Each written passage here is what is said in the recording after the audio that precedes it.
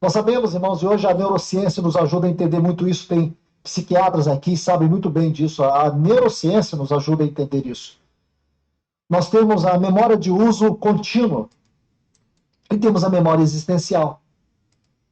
Então é interessante você compreender isso. Memória existencial e memória de uso contínuo. E quando você estuda essa memória existencial, você vai descobrir que existem janelas. Então a neurociência, ela classifica três janelas principais. A primeira é a janela do nosso intelecto, das informações, onde nós guardamos tantas informações, endereços, nome de pessoas, lugares. Eu chamo essa janela do intelecto. Nós temos uma outra janela, que é a janela que a neurociência chama de luz, ou light em inglês, luz. Porque aí estão armazenadas todas as nossas emoções preciosas, marcantes, aquelas emoções que trazem tanta saudade. Você olha para trás, você fica feliz porque você lembra o dia que o seu filho nasceu, sua filha nasceu. Você lembra daquela conquista da formatura, do casamento. Então, essas experiências boas estão aqui nessa janela. Mas nós temos uma outra janela, que é a janela assassina, janela killer, onde estão ali guardadas todas as experiências frustrantes, marcantes, aquelas cicatrizes que existem dentro de você. Essa janela é uma janela que asfixia, elas paralisam o raciocínio, o poder de decisão, de capacidade. E você não entende, porque é uma janela que limita. Você estuda para um concurso e quando você fica debaixo de qualquer estresse e tensão, você trava, some tudo, apaga. Quando você está diante de um embate, você não sabe ter reação, você fica paralisado. Porque, irmãos, nós precisamos admitir quantos de nós temos uma janela como essa da nossa mente governando os nossos afetos. Quantas mulheres que estão aqui entre nós, que foram abandonadas na infância pelos seus pais. E o esposo muitas vezes diz assim, você é muito fria. Você é uma mulher muito fria. Ah, não tem como. Você parece um poste. Não tem emoção. Mas você sabe que muitas mulheres assim, elas têm uma lesão emocional profunda.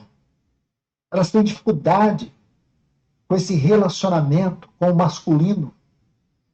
Os pais precisam saber do grande impacto da sua presença na formação do propósito de Deus, da sua presença, do seu caráter, na formação da sua filha. O impacto disso. Eu convivo com uma pessoa muito próxima a mim, que ela tem esse problema. Ela consegue lembrar da roupa que ela tinha aos 7 anos de idade, da roupa que ele estava, da roupa que seu pai estava, o dia que ele saiu de casa e deu as costas para ela, e nunca mais voltou. E eu perguntei qual era a cor da roupa que a sua mãe estava. Ela não lembra. Só agora ela pôde perceber a grande dificuldade que ela tem com a palavra pai. Quantos irmãos, eu estou citando um exemplo. Quantos homens estão aqui e foram magoados, violentados, sofreram abusos, e você nunca falou para ninguém? Eu estou citando esses dois exemplos, irmãos, porque eu quero dizer que existe muitas cicatrizes que formam essa janela killer na nossa memória, que nos asfixia, que nos deprime, que nos angustia, que nos paralisa, que nos limita. E você não consegue entender certas reações que você tem. Por isso eu digo para vocês, irmãos, entender o nosso espírito é a maior terapia, é a maior libertação dessas cicatrizes, dessas feridas abertas, dessas mágoas que estão aí, dentro de vocês. Compreende? Que afeta a sua vida emocional, que afeta a sua vida conjugal, que tem causado danos profundos no seu relacionamento conjugal. E que tem esses problemas que todos nós temos, eles só são realmente equacionados num relacionamento com Deus. E esses problemas são oportunidades para a gente buscar Deus. Agora, a gente só vai buscar quem a gente acredita. Eu costumo dizer para as pessoas que elas deviam ser buscadores. Eu vejo que as pessoas hoje elas não leem um texto e perguntam para o autor daquele texto o entendimento. E se você pergunta, você entendeu o que eu falei? As pessoas falam, entendi. Elas não se questionam se entenderam. Elas leem um texto e acham que entendem. Elas ouvem alguma coisa, elas acham que entenderam, mas elas não se questionam por um problema de soberba. Eu, ao contrário, eu falo com as pessoas e eu paro toda hora porque eu não entendo. Eu não entendo. Pergunto, por quê? Porque eu amo as pessoas.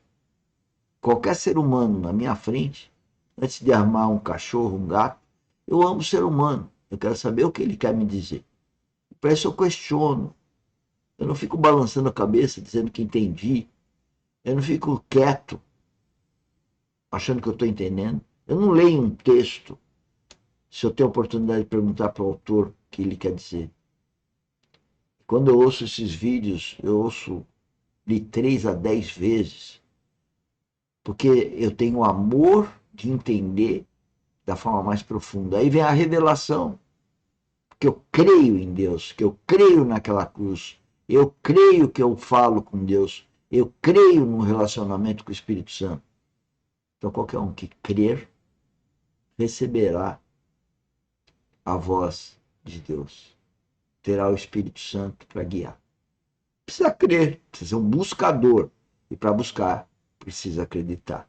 As pessoas não me buscam para entender coisas que eu tenho currículo, que eu tenho experiência. Vão buscar o Espírito Santo, que não vem, não ouve com os olhos humanos, com o ouvido humano. Senhores, a gente tem uma certa idade, uma certa experiência e 35 anos de experiência empreendedora. E fomentamos aqui o empreendedorismo geotécnico, que é a questão verdadeira e produtivista. Você vê que ninguém me pergunta nada. Todo mundo acha que sabe tudo. Ninguém me questiona, nem do ponto de vista temático, nem do ponto de vista de gestão, nem do ponto de vista espiritual. Porque a soberba da pessoa não permite que ela mostre um desconhecimento. Mas eu, como cristão verdadeiro, eu toda hora estou indagando sobre a minha compreensão das coisas. Sou um buscador inveterado, porque eu sou um filho de Deus. E eu sei que eu tenho muito que aprender com meu Pai, com o Espírito Santo, e conhecendo a vida de Jesus Cristo, que é meu irmão mais velho. Profundo impacto na sua vida espiritual. Então nós temos, irmãos, que meditar nisso hoje. O Espírito Santo quer, nesta noite, fazer uma profunda obra na tua vida. Você não pode continuar como você está. Está na hora de fechar essa janela na cara de Satanás. Para sempre. Então, irmãos, na tua luz, nós vemos a luz. Sobre a luz do teu rosto, os nossos pecados ocultos. Então, nós temos que orar nesta hora.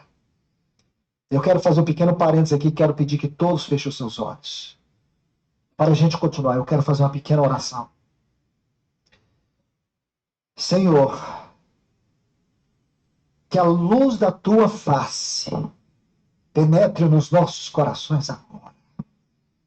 Daquelas salas escuras, onde nós temos, Senhor, tantas feridas, onde nós temos tantas mágoas, onde esta janela assassina tem nos limitado, tem nos aprisionado.